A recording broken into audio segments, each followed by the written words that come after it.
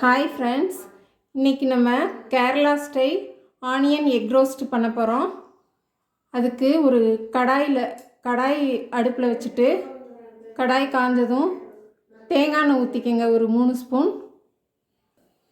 இப்போ எண்ணெய் காஞ்சிருச்சு, அதில் கடுகு, சீரகம் சேர்த்துக்கோங்க. ரெண்டும் பொரிஞ்சதுமே பொடியாக நறுக்கின பூண்டு போட்டுக்கணும்.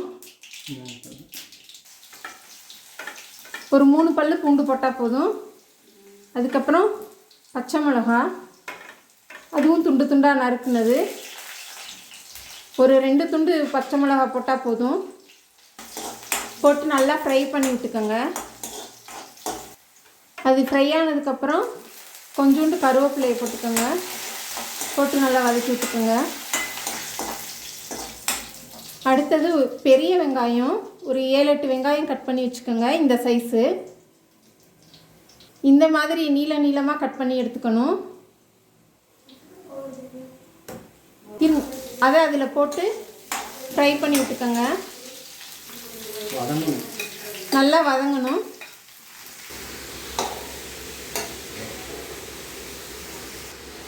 ஒரு 7-8 வெங்காயம் கட் பண்ணால் இந்த அளவுக்கு வரும். ஆனால் இது வதங்க விட்டு சுருங்கிரும். ஒரு 2 பேர் 3 பேர் தாராளமாக சாப்பிட்லாம். அடி பிடிக்கிற மாதிரி இருந்தால் அப்பப்போ கொஞ்சமாக தேங்காய் எண்ணெய் விட்டுக்கோங்க. இதுக்கு தேவையான அளவு உப்பு சேர்த்துக்கோங்க. தூள்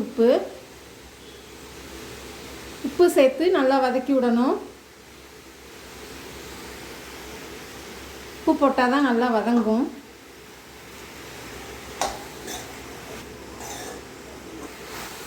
வெங்காயம் இந்த அளவு வதங்கினோன்னே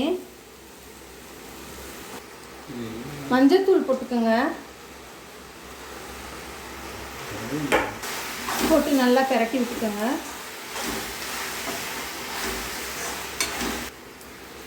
அதுக்கப்புறம் மல்லித்தூள் ஒரு 2 ஸ்பூன் போட்டுக்கோங்க. இந்த ஸ்பூன் அளவு ஒரு 2 ஸ்பூன் போட்டால் போதும். அடுத்ததாக கொஞ்சமாக மிளகாத்தூள், வரமிளகாத்தூள் போட்டுக்கோங்க. ஆல்ரெடி நம்ம பச்சை மிளகாய் போட்டிருக்கோங்கிறதுனால நம்ம காரத்துக்கு தகுந்த மாதிரி கொஞ்சமாக சேர்த்தா போதும். 4 முட்டை எடுத்துக்கோங்க. 3 பேர்த்துக்கு 4 முட்டை எடுத்துருக்கோம்.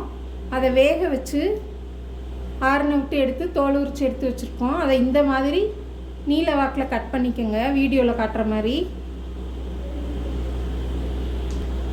ஃபுல்லாக கீரி கட் பண்ணி எடுக்காமல் இந்த மாதிரி நீளமாக லைட்டாக கீறி விட்டால் போதும். துண்டாக கட் பண்ணக்கூடாது. 4 முட்டையும் கீறி எடுத்தாச்சு. வெங்காயம் நல்லா வதங்கி இருக்குது பாருங்கள்.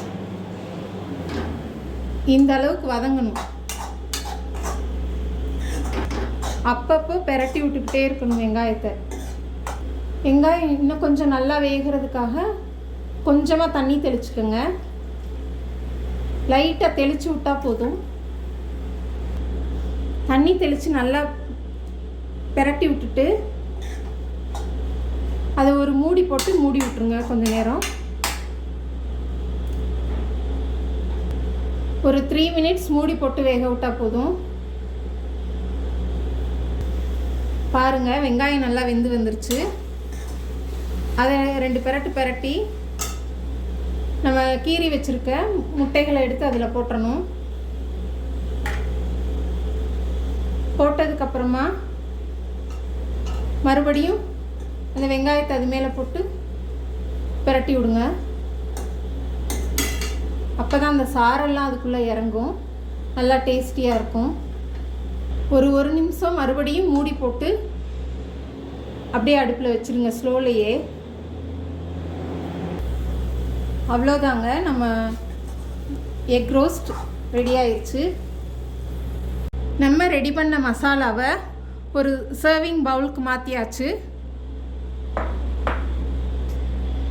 அவ்வளோதாங்க, நம்மளோட Kerala style onion egg roast ready ஆயிடுச்சு.